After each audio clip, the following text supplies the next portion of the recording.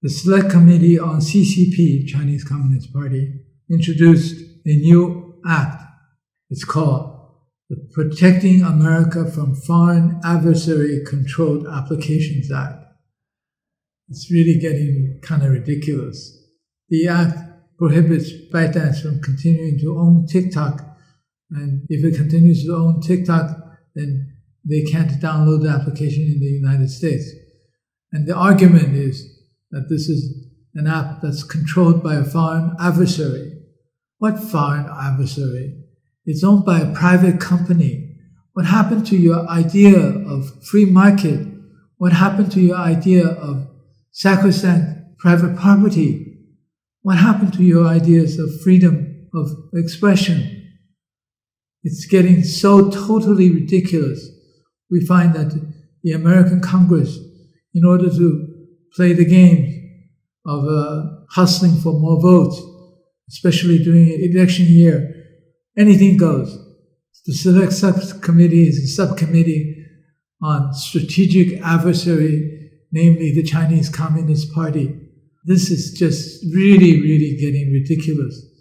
The adversaries, it has brought about benefit and improved the livelihood of 1.4 billion people. And the 1.4 billion people are very happy about the way the country is run, the organization of the government.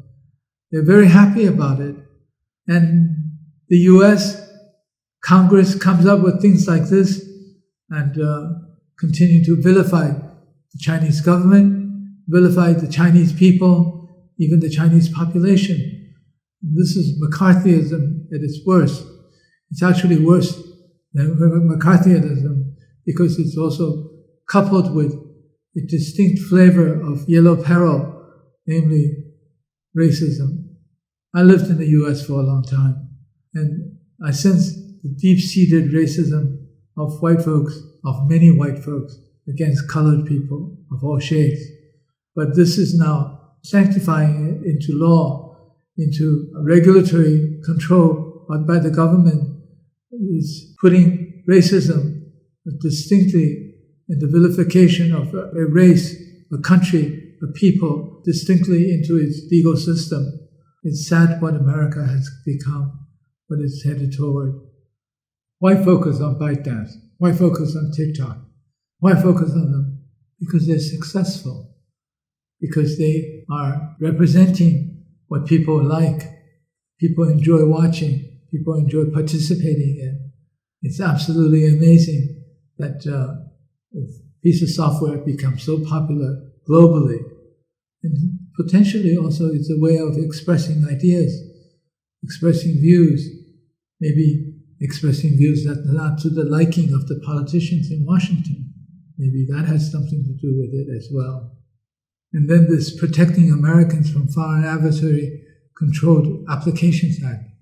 You mean the capitalists, the investors who invested in ByteDance, purely a market action, purely a free market investment action, is now called an adversary.